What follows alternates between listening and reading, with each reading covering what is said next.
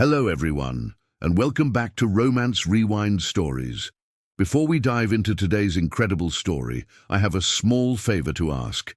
If you're enjoying these heartwarming tales, please hit that subscribe button and turn on the notification bell so you never miss our latest uploads. It's quick, it's free, and it's the best way to support us in bringing you more emotional romance stories. And here's something I'd love to know. Where are you watching from today? Drop your city or country in the comments below. I always enjoy seeing our amazing community from around the world. Oh, and if this story touches your heart, don't forget to hit the like button. It really helps us grow and reach more people who love these kinds of tales. Now let's get into today's story. Drunk CEO tried to kiss her employee. He whispered, "Ask me again when you're sober." The annual holiday party at Sterling Innovations was in full swing, but Declan Foster stood near the edge of the rooftop venue, nursing a glass of sparkling water and watching the city lights twinkle below. At 31, he'd learned that mixing alcohol with professional events was a disaster waiting to happen, especially when you were a single father with a 6-year-old daughter depending on you. Not drinking, Foster. His boss, Adrienne Moreau, appeared beside him, her champagne glass nearly empty. She swayed slightly, catching herself on the railing with a laugh that was a little too loud, a little too unguarded. "Designated Dad," Declan replied with a smile, gesturing to his water. "Maya's with my sister tonight, but I promised I'd pick her up by midnight. Cinderella rules." Adrienne laughed again, her usual crisp professionalism softened by alcohol. At 37, she was the CEO of one of the fastest-growing tech companies in the country, brilliant, demanding, and completely untouchable. Except right now, with her dark hair escaping its usual severe bun and her cheeks flushed from champagne, she looked almost human. "You're a good father," she said, her words slightly slurred. "Maya's lucky. I'm the lucky one," Declan replied, uncomfortable with the intensity of her gaze. In the 8 months he'd worked as her senior project manager, he'd never seen Adrienne like this, vulnerable, unguarded, dangerously close. "Declan," she said, setting her glass down on the railing and turning to face him fully. "Can I tell you something? Maybe you should have some water first," he suggested gently, already sensing where this was heading. "No, I need to say this before I lose my nerve." She stepped closer, close enough that he could smell her perfume mixed with champagne. "You're not like the others. You don't kiss up to me or fear me or treat me like some untouchable ice queen. You see me. Adrienne, I think about you," she continued, her hand landing on his chest. "More than I should, more than is professional." Declan's heart hammered against his ribs. He'd be lying if he said he hadn't noticed how brilliant she was, how her rare smiles lit up her whole face, how his daughter always asked about Miss Adrienne after the company family day. But this was wrong. "You're drunk," he said gently, carefully removing her hand from his chest. "And I'm your employee." "I know what I am," Adrienne said, her eyes locked on his lips. "And I know what I want." She leaned forward, and for a split second, Declan froze. Then he turned his head so her lips brushed his cheek instead of his mouth. "Ask me again when you're sober," he whispered. "If you still want to, if you remember any of this, ask me when you mean it. Not like this." Adrienne pulled back, confusion and hurt flickering across her face. "You don't want—" "I didn't say that." Declan's voice was rough. "But you deserve better than a decision made at the bottom of a champagne bottle. We both do."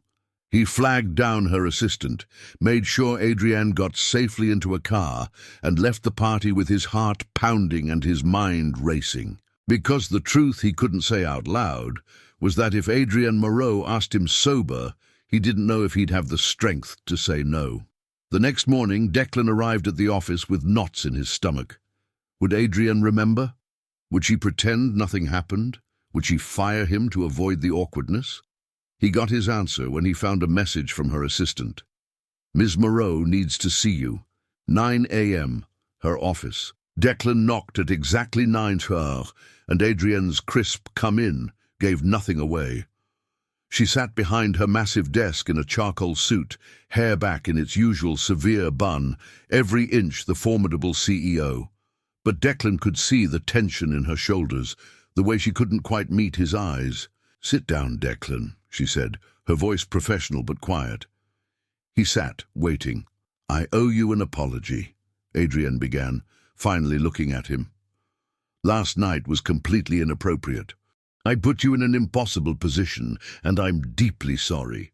"Adrienne, please let me finish." She took a breath. "I've already spoken with HR. You have the option to transfer to a different department with the same salary and title, reporting to someone else.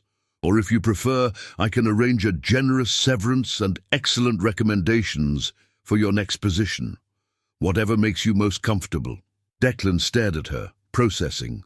"You're giving me the choice to leave. I'm giving you the choice to stay on your terms," she corrected.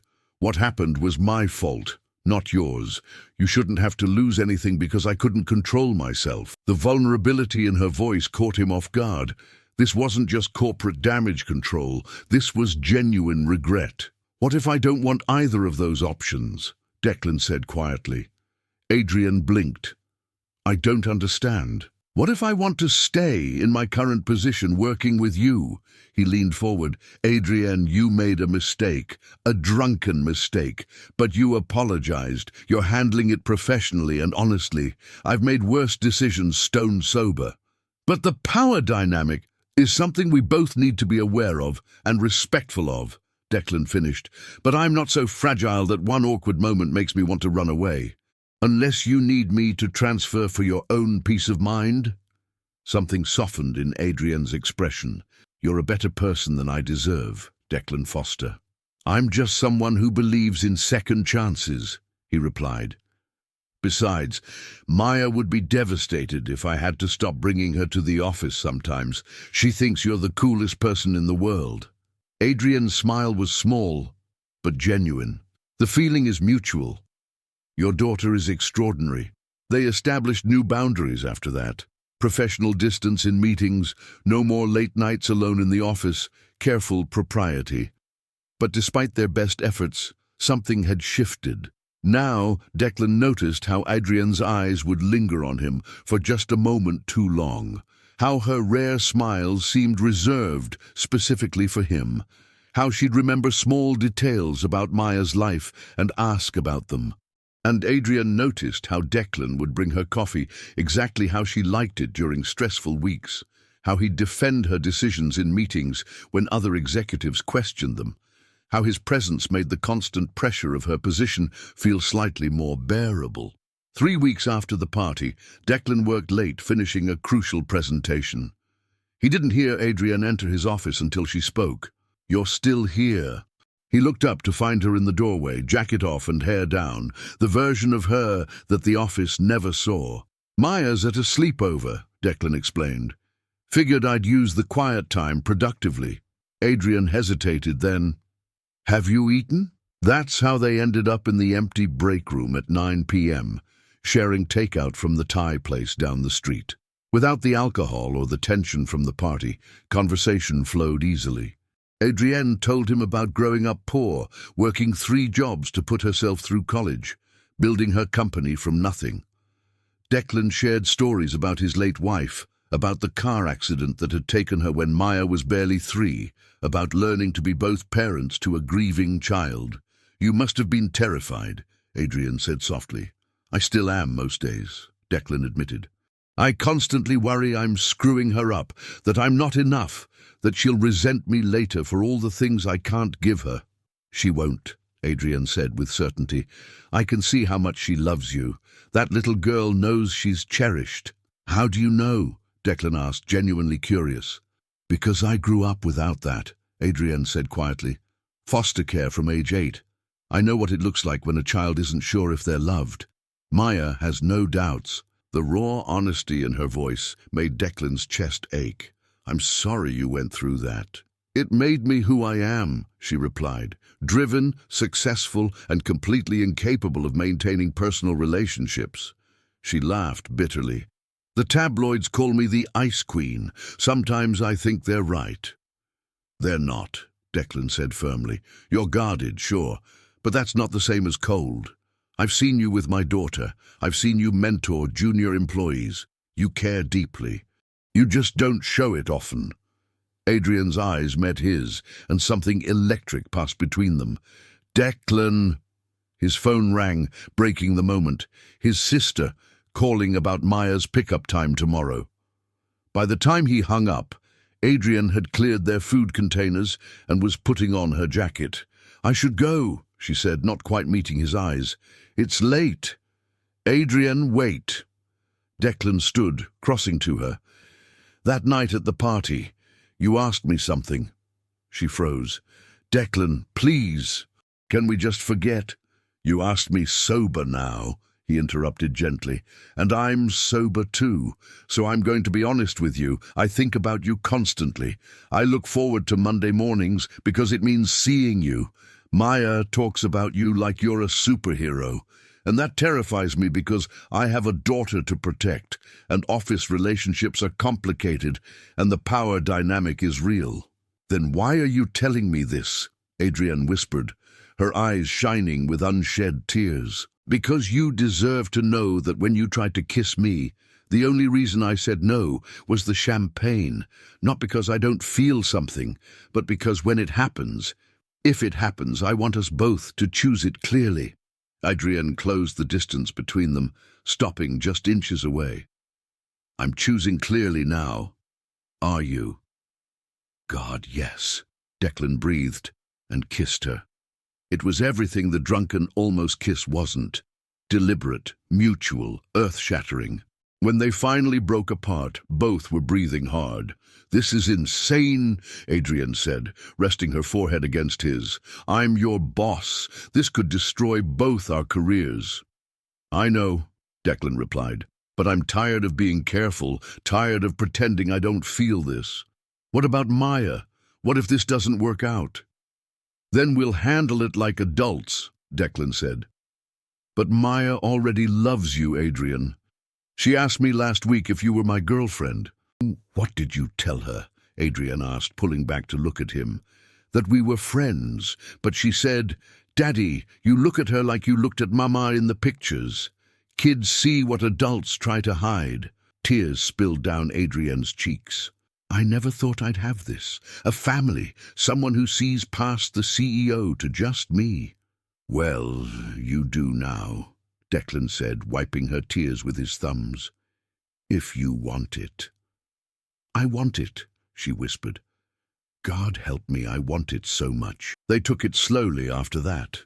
Adrian officially transferred Declan's direct supervision to another executive to eliminate conflict of interest concerns. They were discreet at first, but eventually word got out, not through scandal, but through simple observation of two people clearly in love. Not everyone was happy about it. Some colleagues whispered about favoritism. A few board members questioned Adrian's judgment. But Adrian had spent years building her reputation on results, not politics. And Declan had earned his position through talent, not connections. The real test came 6 months in, when Maya asked Adrian a question over breakfast at Declan's apartment. Are you going to be my new mommy? Adrian froze, pancake halfway to her mouth, her eyes finding Declan's across the table. That's a big question, sweetheart, Declan said carefully. What makes you ask? Because you love each other, Maya said simply. I can tell, and you're here all the time now, and you know how I like my sandwiches cut, and you help with my homework. That's what mommies do. Adrian set down her fork, kneeling beside Maya's chair. Maya, I love your daddy very much, and I love you too. But being a mummy is a big responsibility, and I want to make sure I do it right. Is that okay if we take our time figuring it out together? Maya considered this seriously, then nodded. Okay, but can you still help with my homework? You're really good at math.